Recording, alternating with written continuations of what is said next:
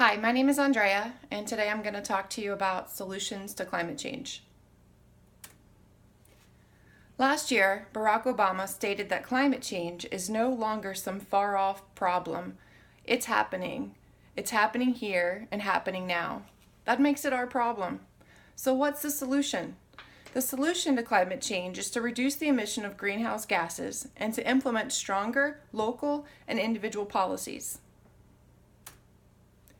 Greenhouse gases come in several forms: water vapor, tropospheric ozone, nitrous oxide, methane, carbon dioxide, CFCs.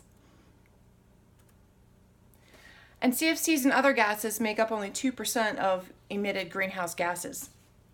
Methane represents 16% of emissions of greenhouse gases. It's from livestock, agriculture, waste treatment, and really directly related to the need for increased energy and increased food supplies. The problem with methane is it has a greater warming power than CO2. As the world heats up and climate changes, that also increases the temperature of the wetlands, which naturally produce more methane. Carbon dioxide from deforestation and land represents 11% of the carbon dioxide emissions. Nitrous oxide, which comes from fossil fuels, combustion fertilizers, has increased 19% since pre-industrialization era. It also comes from deforestation and burning of fossil fuels bear the responsibility for increasing atmospheric CO2 concentration by 1/3 since the Industrial Revolution. CO2 also is emitted through carbon fossil fuels. That accounts for 65% of greenhouse gas emissions. Tropospheric ozone. So this is bad. This is a bad level, lower level of ozone. So what happens here is the pollutants interact and have a chemical reaction in the tropospheric ozone, and that's created, which creates a barrier and a blockage that does not allow the heat to escape. So it kind of traps the heat in there. So that is not a good thing. That is what we're trying to prevent.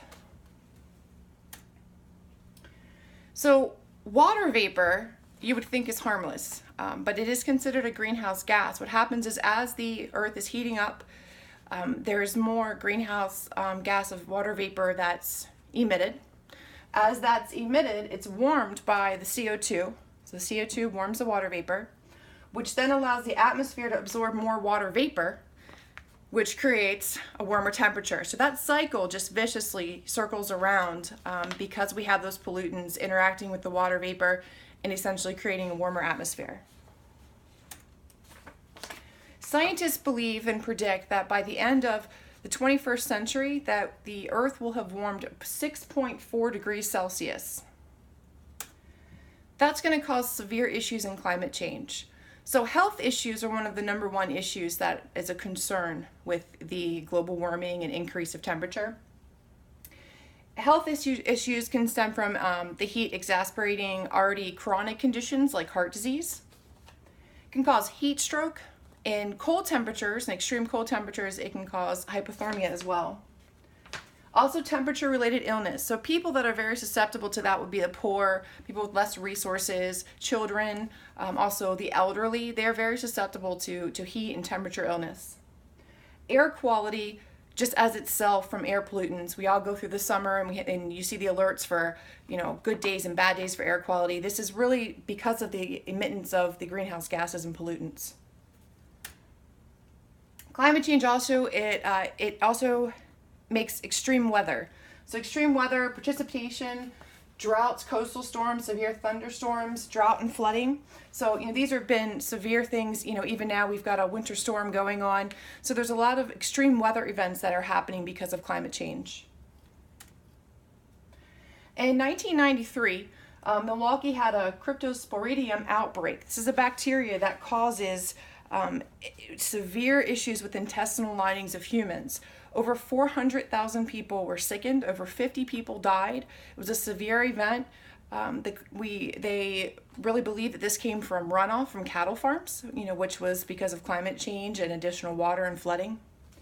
So the water issue could be reduced access to fresh water, but could also be water-related illnesses like the cryptosporidium, with increase of bacteria and runoffs and stagnant water.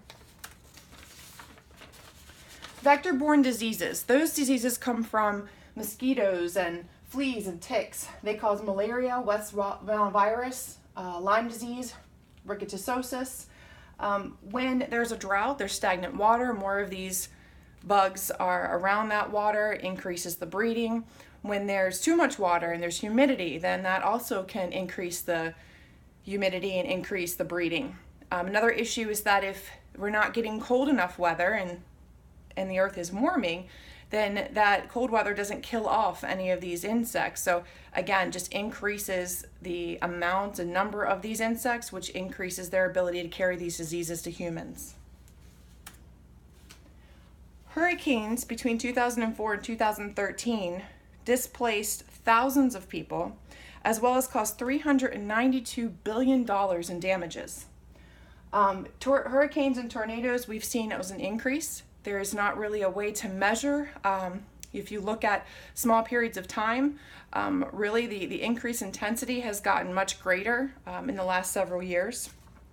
These drain social and public resources, such as FEMA and Red Cross. Increase of these types of events, we are not economically going to be able to, deal with the consequences. Can also increase wildfires and snowstorms. And these types of events, they really hurt people with their mental health. They don't have their homes, they're displaced. It increases suicide, anxiety, depression, PTSD, and substance abuse. There's also issues of food security. With the food security, there's damaged crops from the storms or from the fires. There's also a change in seasons. So, the crop season time for growing is changed, and certain items can't be grown, certain foods can't be grown during certain times of the year, and that could cause scarcity in food supply. As well as, the issues with foodborne diseases, E. coli, salmonella, all of those things increase as we have these weather events. So the way that we can combat this situation, combat this issue, is through the reduction of greenhouse gases. One way is geoengineering. So using technology to combat the either production or elimination of greenhouse gases. Now, solar radiation management, it's very inexpensive. The idea is that it decreases sunlight and increases reflectivity. The reflectivity will then cool down, because it's reflecting the sun and the heat, will then cool down the earth rather than heat the earth up. The other option would be to inject sea salt and aerosols into the lower atmosphere. Now, what this will do is help break up that tropospheric ozone and allow the heat to escape and the sunlight to reflect. Carbon dioxide removal, CDR, is also another way. It's more expensive. It involves capturing CO2 and storing CO2. Also, ocean fertilization of phytoplankton. So phytoplankton, it helps absorb and break down CO2.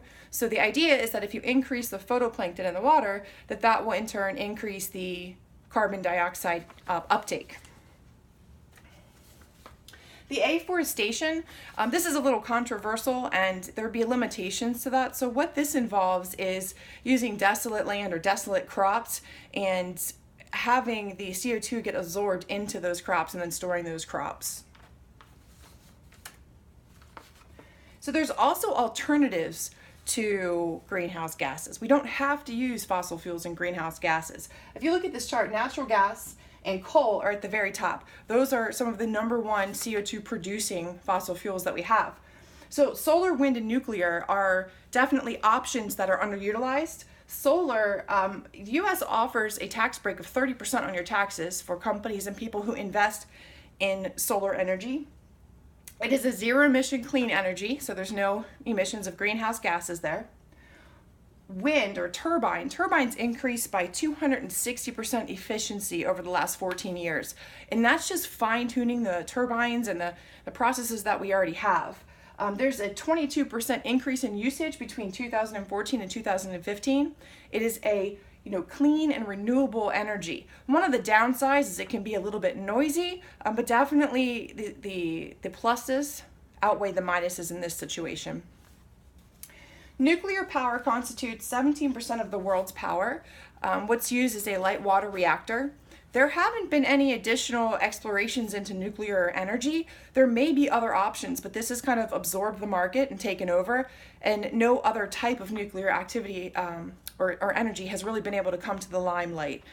It is controversial. It's got a bad reputation. Nuclear, people don't really like that term. But it's also not a zero emission. It does have some emissions of greenhouse gases and CO2, but not anywhere near, what the coal and the natural gas expose.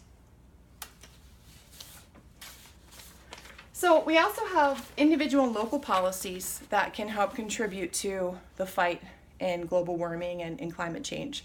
So we could use more green spaces. So more green spaces bring more oxygen. It also absorbs toxins in the environment, and it has healthy benefits, especially in busy cities. We can also use public transportation that is, electrical or solar, as well as using alternate transportation like riding a bike or walking or carpooling. One thing would be maybe to mandate recycling. Many companies charge extra to pick up your recycling. The government could implement a policy where that would be free. Recycling would be free and maybe even mandated and required. The other option we would have is maybe mandating stores only carry LED light bulbs, energy efficient light bulbs. So if we mandate and make these things affordable and then require them, then people have to use them. And the alternative, which can hurt everyone and warm the population, wouldn't be available. So education is another issue. So we need better primary and secondary education concerning climate change. We just don't do enough with our schools and our basic population to really teach them and have them understand what the problem is and how it's affecting us. I did a survey a couple of assignments ago, and the result was nobody really even knew what CO2 was, what emissions of greenhouse gases are. It was, a lot of people said, oh, well, I get my emissions test on my car every year. I've done my job. And that's not what it's all about. So we don't do a great job in educating our community and educating our children. So Brentford, Alshbaker, and Roderman did a great study on 289 eighth graders. They ended up not knowing that CO2 was related to global warming. They tested these kids, they put them through training. What they realized is these standardized books and standardized classes, yes, they teach what things are, but not how, not the link, not why, not what you can do and what you should do to make a difference. And the other thing we need to educate is consumers.